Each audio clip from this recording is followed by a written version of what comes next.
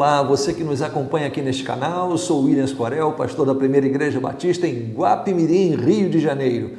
Estamos realizando estudos no Evangelho de Mateus e hoje estamos no nosso 59º vídeo e no capítulo 10 desse Evangelho. Estamos tratando sobre os apóstolos.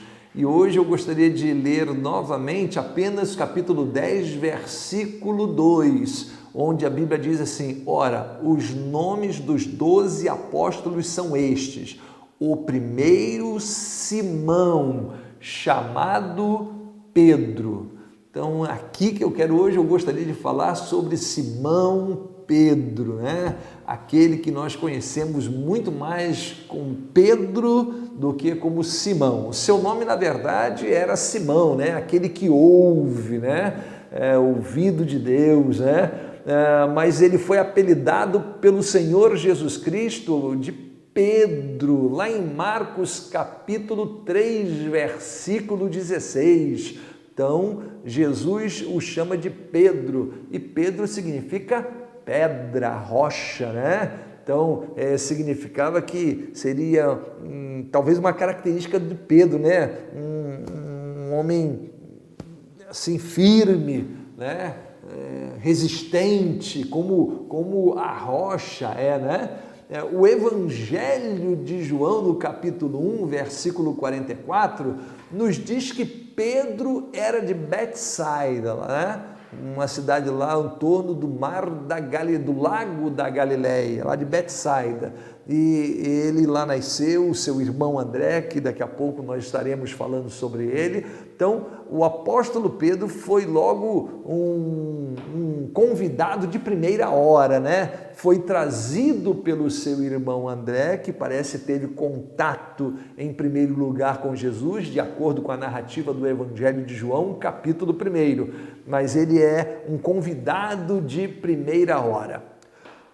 O apóstolo Pedro falta-nos espaço para a gente comentar o que nós temos dele na Bíblia. Ele é um personagem bíblico assim, de primeira linha, né? É muito destacado. Só para você ter ideia, em Mateus capítulo 16, ele diz, né? Tu és o Cristo, o Filho do Deus vivo, respondendo a uma pergunta de Jesus. No capítulo 17, na transfiguração, ele diz: Senhor, se quiseres, fazemos aqui 3 cabanas, uma para ti, uma para Moisés e uma para Elias. Né? Em João capítulo 13, é ele que na ceia do Senhor, ele diz: não lavarás os meus pés, Senhor. Em Atos 1, é ele que toma a iniciativa de ocupar o lugar, uma votação para ocupar o lugar de Judas. E no capítulo 2, é ele que, depois que o Espírito Santo batiza todos, ele que dá a explicação a partir do verso 14, que fenômeno era aquele. Portanto, está evidente que Pedro era um líder por natureza. Ele era um homem que tinha prontidão, ele se destacava, ele se apresentava, ele era um líder natural e dessa forma foi de fato uma pessoa de um brilho incomensurável, né? O apóstolo Pedro teve também, claro, os seus percalços, né? Porque quem fala rápido demais erra mais, né? Às vezes a gente erra por ficar quieto, né? Às vezes a gente erra porque fala rápido demais. Essa sensibilidade de quando ficar quieto e quando falar é que é o X da questão, né? Aí que está o X da questão.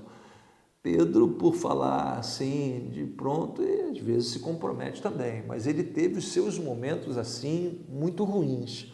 Acho que um dos momentos piores da vida de Pedro, que ficou muito marcante, é quando ele, naquela noite, ele nega Jesus 3 vezes, quando Jesus é preso. Aquilo vai ser perturbador para o apóstolo Pedro. Tão perturbador que a Bíblia diz, engraçado, o único evangelho que menciona isso, Marcos 16, verso 7, Jesus ressuscita e diz às mulheres: ide dizei aos meus discípulos e a Pedro. Cita o apóstolo Pedro nominalmente. Parece que Jesus foi crucificado com aquela preocupação com o seu discípulo, o seu apóstolo. E Pedro estava de fato ferido, tanto que ele se refugiou na pescaria. Talvez não se enxergasse mais capaz ou em condições de prosseguir realizando a obra de Deus em nome daquele que sempre o ajudou, o abençoou e que ele negara agora. O pecado desestimula muito a gente. Sempre que pecamos, o desânimo vem. O bom é que a Bíblia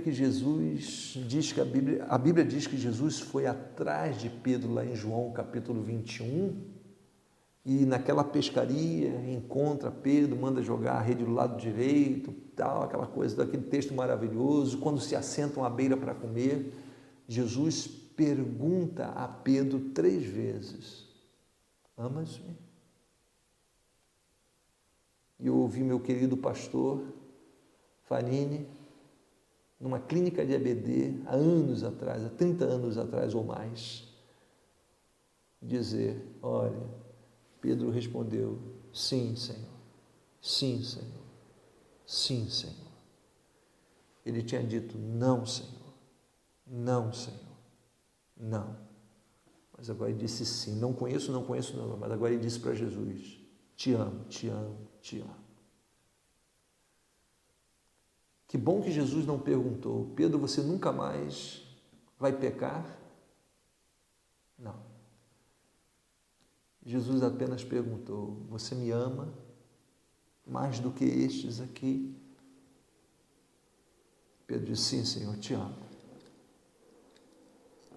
E aí Jesus disse para ele: toma aqui o cajado de novo, apacenta as minhas ovelhas. Talvez o pecado tenha te desanimado.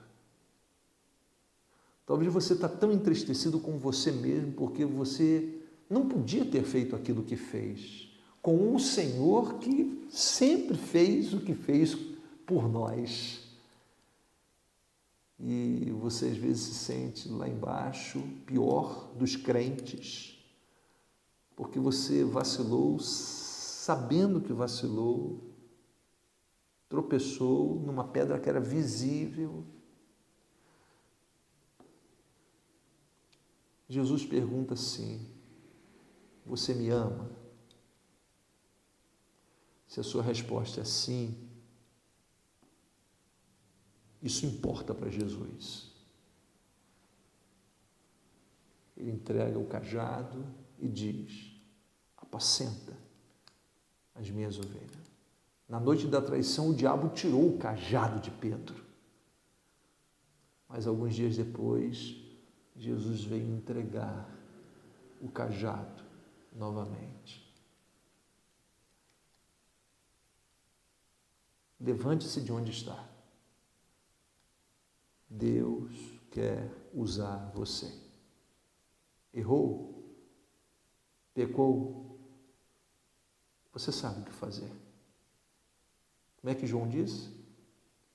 Se confessarmos os nossos pecados, Ele é fiel e justo para nos perdoar os pecados e o quê? Nos purificar de toda a injustiça. Mas depois que Pedro recebeu o Espírito Santo em Atos 2, gente, foi outra coisa, né? Outro Pedro. Não podemos deixar de falar do que temos visto, ouvido, encarou a morte, desbravou. Ele e João ali naquele início, né? Mas o apóstolo Pedro, depois a gente no capítulo 9, a gente de certa forma perde um pouco de contato com Pedro, né? Até o capítulo 12, a gente ainda tem Pedro por ali, na Judéia, né? Até o capítulo 12, quando Tiago é morto e a Bíblia nos diz, capítulo 12, verso 17, que ele vai para um outro lugar. A partir daí a gente fica meio sem saber para onde Pedro foi, né? Em 44, no capítulo 12, 44 aproximadamente, ele está em Jerusalém. Em 51, a Epístola de Gálatas, Paulo está com Pedro em Antioquia. Em 52, aproximadamente, no Concílio de Jerusalém. Há quem diga que Pedro talvez tenha ido para Roma, porque há fortes tradições de que Pedro desenvolveu algum trabalho em Roma. E a Igreja Católica sustenta que ele foi o primeiro Papa. Ora, Pedro foi a Roma? Não foi a Roma? Ou foi, não foi? Sim, talvez, provavelmente, Pedro tenha estado em Roma. A gente não sabe exatamente quando. A Bíblia não diz quando, onde ele desenvolveu o seu trabalho de todo. Muito provavelmente ali na Ásia Menor ele se desenvolve, porque quando ele escreve a sua primeira epístola, ele escreve para essas igrejas dessa região, a sua epístola de Pedro, né? E ele cita. Então, provavelmente, ele passou época ali na Ásia Menor, desenvolvendo o trabalho ali. Agora, há forte tradição de que ele morreu em Roma, né? Então, é possível que ele tenha desenvolvido um trabalho ali? Possível. Agora, é curioso, presta atenção. Paulo, quando escreve a sua carta, mais ou menos 55, aos Romanos, ele cita 27 pessoas de Roma. Não cita Pedro. Pedro não estava lá.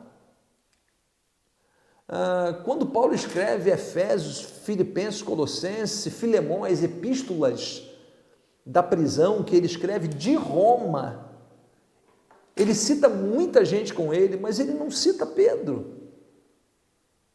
Ou Pedro não foi lá visitá-lo, ou ele não sabia que Pedro estava em Roma. Se ele cita o nome de tantos crentes.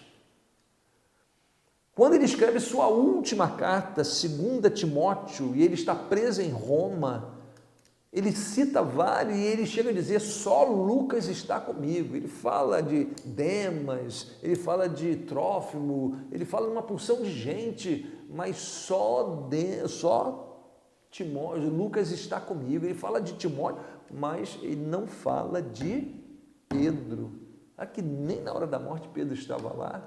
Então é curioso, porque quando a única alternativa que a gente pode ver Pedro em Roma quando ele escreve a sua epístola de Pedro, né?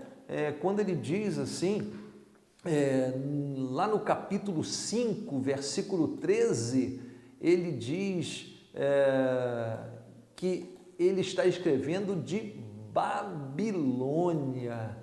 Capítulo 5, versículo 12, ele diz assim, aliás, verso 13, a vossa coeleita em Babilônia vos saúda, e meu filho Marcos.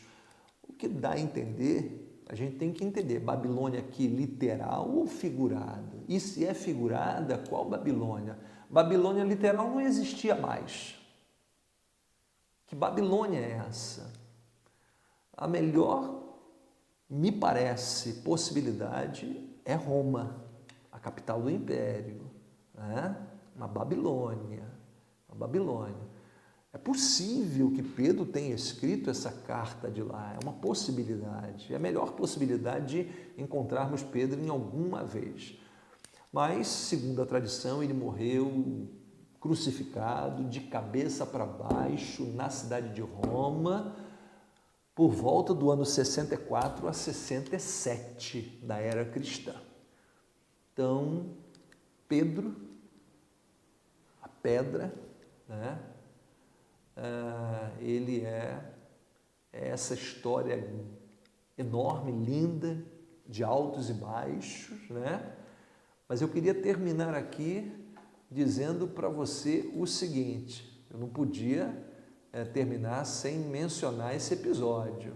Eu quero terminar falando em 1 é de 1 de Pedro, do capítulo 2, versículos 6 a 8, quando ele diz assim: por isso também na Escritura se contém: eis que põe em Sião a pedra principal da esquina, eleita e preciosa, e quem nela crer não será confundido.